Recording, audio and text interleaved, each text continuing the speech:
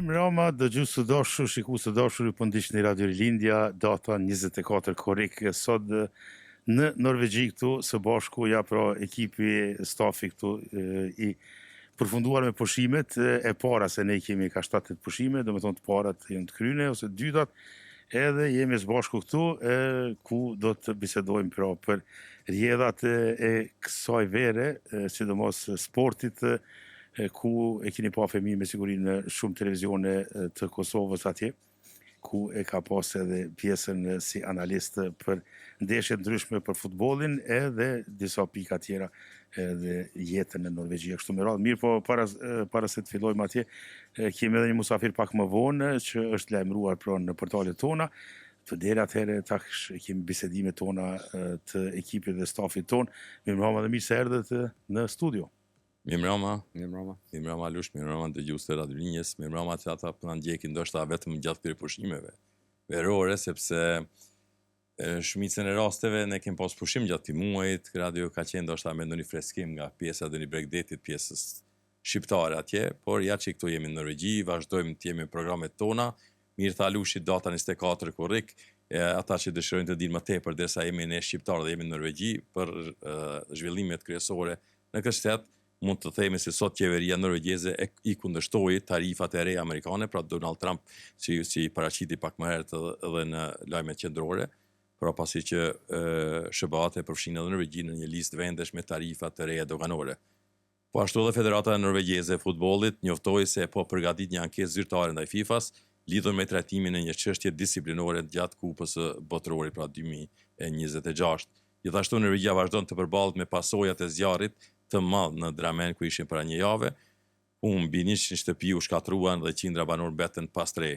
Autoritetet vazhdojnë me hetimet rreth shkaqeve të zjarrit.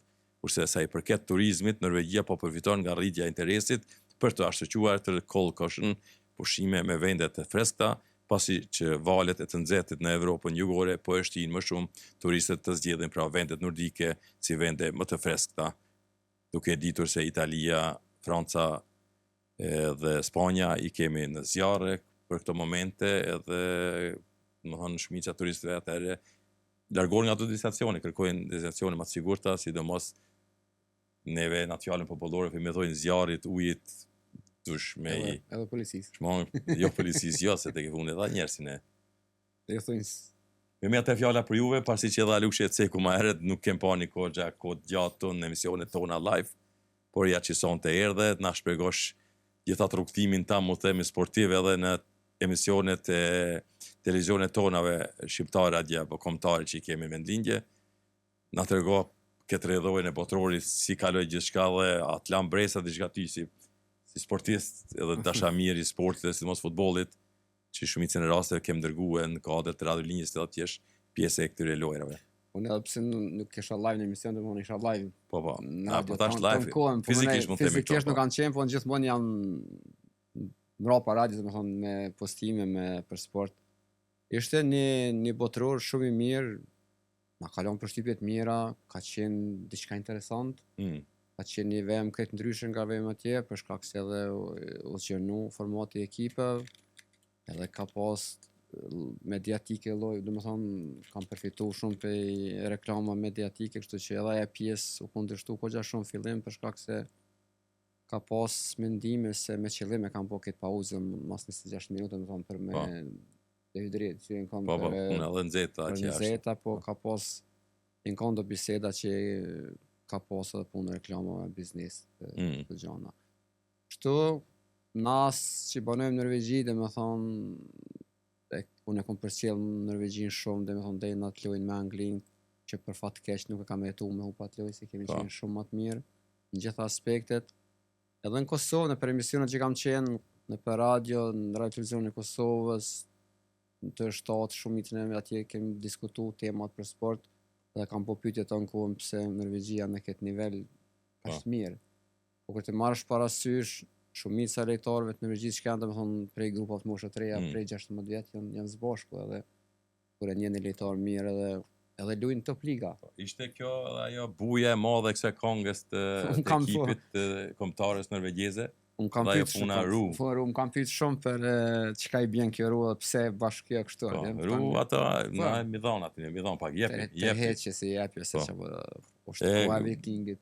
Çka ishte problemi në realitet në atë aspektin politik se u diskutua herë në fund një lojë kur ata gjyqtarët nuk e gjykuan lojën si duhet edhe menduan se këtu haptasi po japin një mundësi Argentinës se të jetë një finalist të ta fitojë botrorin.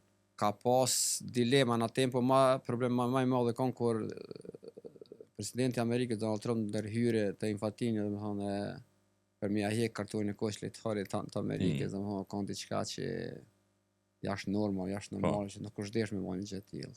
I pas Donald Trump, pastaj ky myt se ka kërkan, rreth se ka kërkan.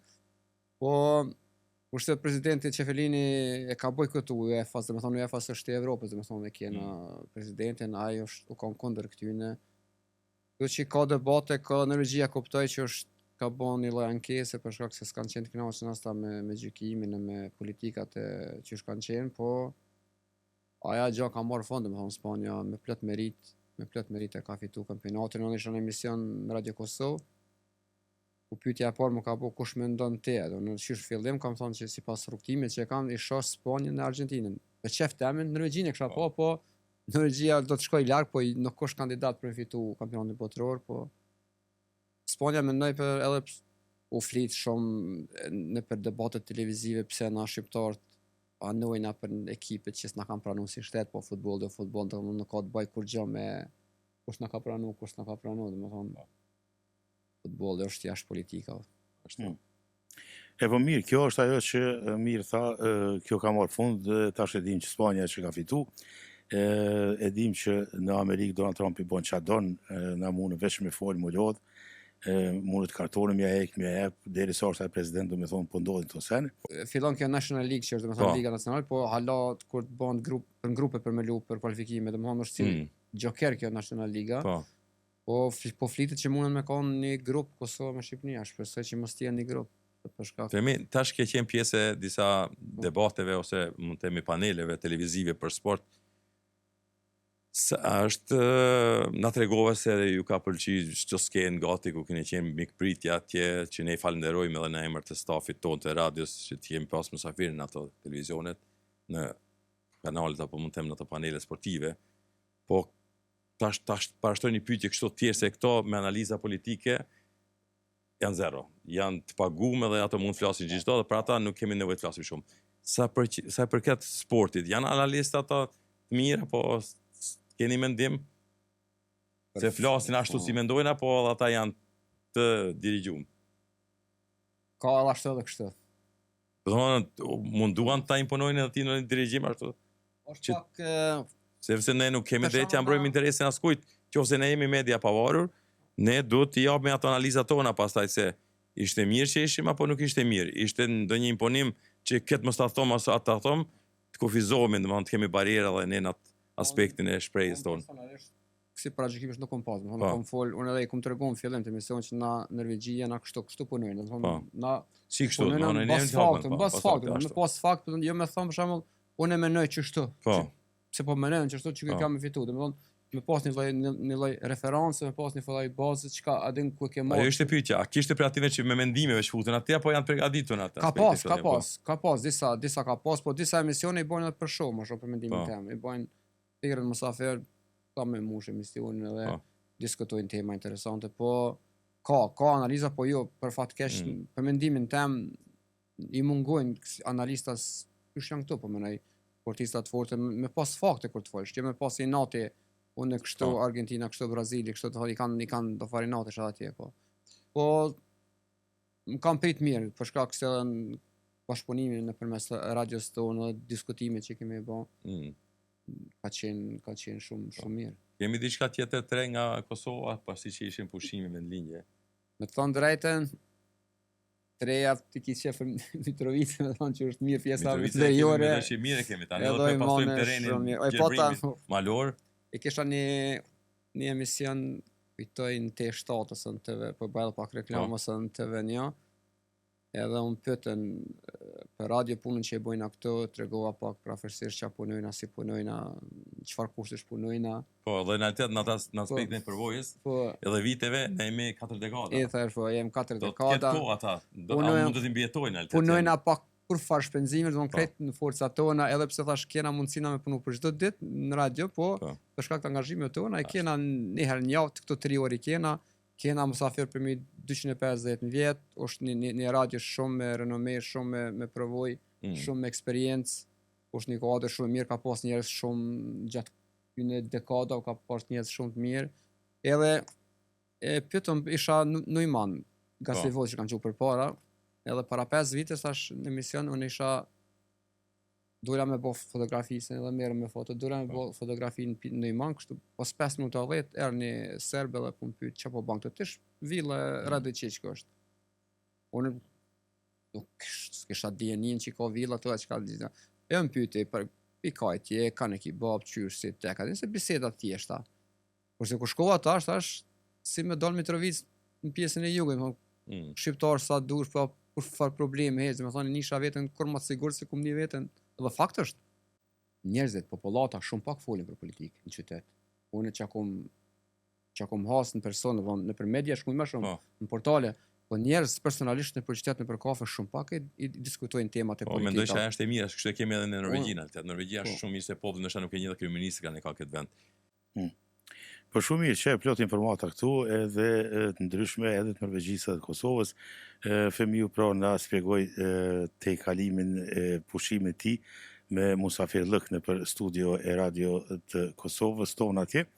Edhe normal që tash fillojnë aktivitete tjera sportive dhe tash e kemi dikun në datën më mërmenja që prej futbollit kalojmë në atletik, ku të 10 gusht, dhe me thonë, të hanën fillon në Evropës Mesterskap EM në atletik, edhe ajo shumë interesant se aty kemi edhe të Kosovës edhe Shqipërisë, përveç se të Norvegjisë dim pra kush janë aty ata favoritat, edhe është mirë pra që me përcjell ku ne do të jemi ndërkohë edhe me Femiun edhe me Tushin që ju informojmë për këta sportistat.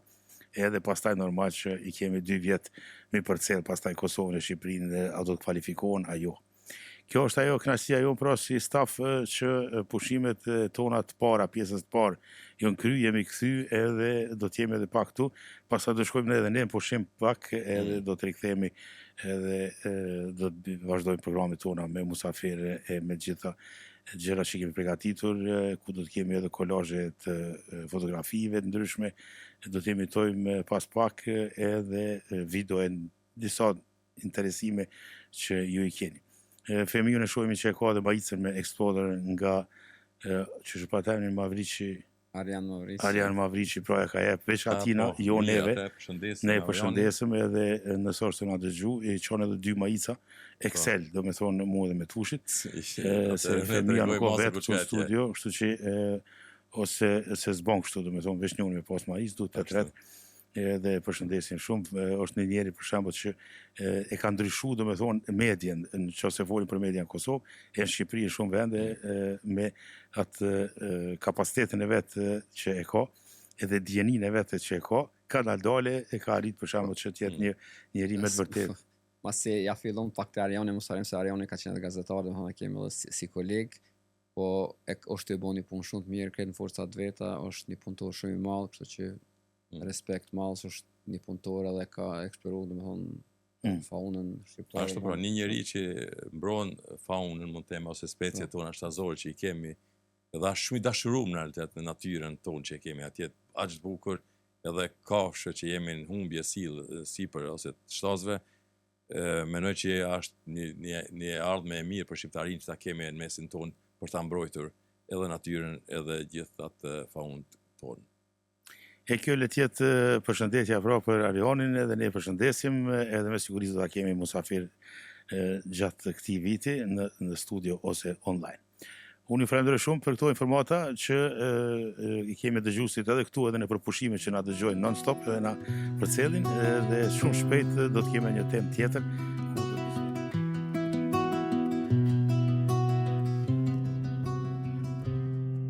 çdo hap, në çdo frymarrje, Radio Rilindja është gjithmonë pranë jush, me meloditë përqafojnë shpirtin dhe tingujt që prekin zemrën.